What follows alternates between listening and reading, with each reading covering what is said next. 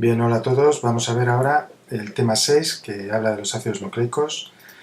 En este tema los objetivos que vamos a ver son qué son los ácidos nucleicos, la definición, los nucleótidos, que son los componentes, las unidades que forman los ácidos nucleicos. Veremos un nucleótido en detalle, la importancia de las bases nitrogenadas, las reglas de Chargaff, los tipos de ácidos nucleicos que hay y por último cómo se unen los nucleótidos. Muy bien, ¿qué son los ácidos nucleicos? Son macromoléculas formadas por la unión de unidades sencillas llamadas nucleótidos. Su importancia radica en que almacenan y transmiten la información genética de los organismos. Si viéramos una molécula de ácido nucleico, veríamos que está formada por la unión de un nucleótido más otro nucleótido, más otro nucleótido, más otro nucleótido, así hasta miles o millones de veces. Eso sería el ácido nucleico. Veamos ahora qué es un nucleótido, es decir, la unidad que forma el ácido nucleico. Esas unidades, pequeñas unidades, cuya unión, como acabamos de decir, forman el ácido nucleico. Puede haber de miles a millones en el ácido nucleico según las especies. Es decir, puede haber entre miles o millones nucleótidos formando el ácido nucleico, y según las especies. Está formado por tres subunidades. Las veis ahí. En naranja a la derecha, el grupo fosfato, en medio el azúcar y a la derecha la base nitrogenada. ¿De acuerdo? Si yo cogiera esa molécula que vemos a la izquierda, en grande, y la uniera un montón de veces, como os he visto a la derecha, tendría un ácido nucleico. ¿Sí? Es lo mismo que hemos visto en la diapositiva anterior, o en la figura anterior, en donde ponía nucleótido más nucleótido más nucleótido en verde, pero ya con una estructura molecular, ¿no? Con una estructura que es mucho más fácil de comprender. Vamos a ver ahora el nucleótido en detalle. Vemos el grupo fosfato, que está a la izquierda. Le da el carácter ácido al ácido nucleico. ¿Por qué le da ese carácter ácido? O sea, cuando hablamos de ácido nucleico, le decimos que es ácido gracias al grupo fosfato. ¿Y por qué? Porque el grupo fosfato viene del ácido fosfórico. De ahí que se hable de los ácidos nucleicos como ácidos. Participa también la unión de un nucleótido con otro, grupo fosfato, que está en la parte de la izquierda con la P del fósforo y en color naranja.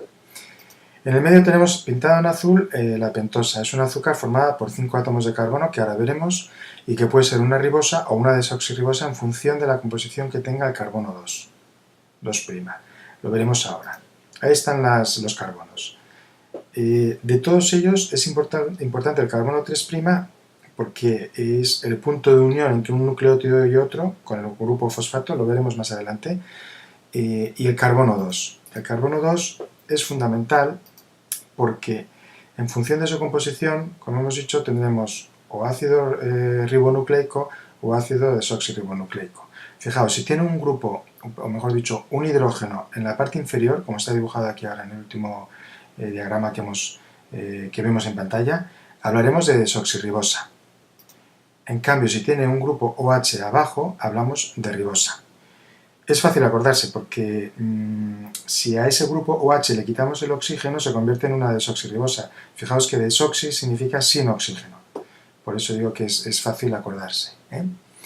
Bien, la última parte que tenemos importante es la base nitrogenada, que tiene como característica que siempre tienen un nitrógeno en su composición. Hay 4. La adenina, la guanina, la timina y la citosina. Repito, adenina, guanina, timina y citosina. Y hay que acordarse de las 4. Se suelen representar por las letras mayúsculas iniciales, una A, una G, una T y una C. Las dos primeras se llaman bases nitrogenadas púricas, provienen de la purina y tienen 2 anillos. Las dos segundas son las bases nitrogenadas pirimidínicas, que vienen de la pirimidina y tienen un anillo. Muy bien, ¿cuál es la importancia de las bases nitrogenadas? Fijaos, en la primera oración vimos los cromosomas. Ahí tenéis dibujado una fotografía virtual de un cromosoma en cuyo interior hay una doble hélice de DNA.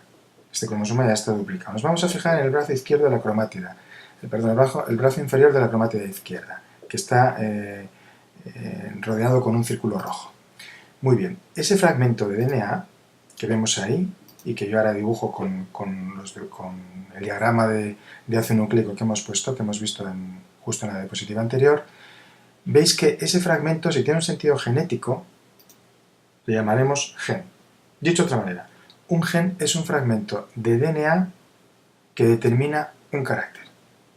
Y para simplificar ponemos el ejemplo del color de los ojos. ¿De acuerdo? Es simplificado porque en realidad el color de los ojos suele ser mucho más complejo, intervienen más genes y tal.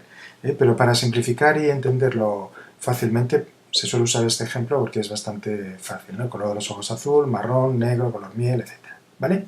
Por lo tanto, importante, un fragmento de DNA que determina un carácter, y ahí lo veis representado por este diagrama, es un gen.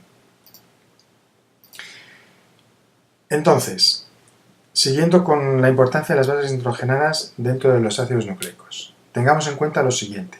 Mientras que el grupo fosfato y el azúcar, color naranja, color azul del diagrama que hemos visto antes, siempre se mantienen constantes nucleótido a nucleótido dentro del ácido nucleico, las bases nitrogenadas A, G, C y T se van combinando.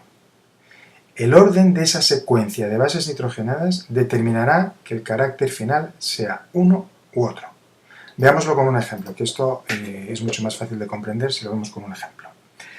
Fijaos que ya vemos ese diagrama y la P y el pentágono azul, la pentosa, siempre se mantienen iguales a lo largo de todo el recorrido del ácido nucleico. Sin embargo, donde veíamos antes una BN de base nitrogenada, ya he puesto un caso con bases nitrogenadas concretas. Aquí veis cuál: adenina, adenina, citosina, guanina, citosina, timina, adenina y timina. A, C, G, C, T, A, T. ¿De acuerdo? Esa ordenación de bases nitrogenadas, que es el gen que hemos dicho antes que determinaría el color de los ojos, cuando yo sé esa ordenación exacta y en este orden concreto, puedo decir que este gen determina un color de los ojos azul. ¿De acuerdo? Imaginamos que ahora cojo el mismo fragmento de cromosoma, pero en otro individuo. Lo veis aquí a la derecha. Fijaos qué hemos hecho con la ordenación de las bases. A, C, A, G, C, G, C, T. Hemos cambiado una adenina por una citosina, en la posición 2. En la posición 3, una citosina por una adenina. Más abajo, una timina por una guanina y después una adenina por una citosina. Este nuevo orden ya no va a ser color de los ojos azul, sino que va a ser color de los ojos marrón. Es un caso ficticio, pero que representa muy bien lo que ocurre en realidad. ¿De acuerdo? Es un ejemplo.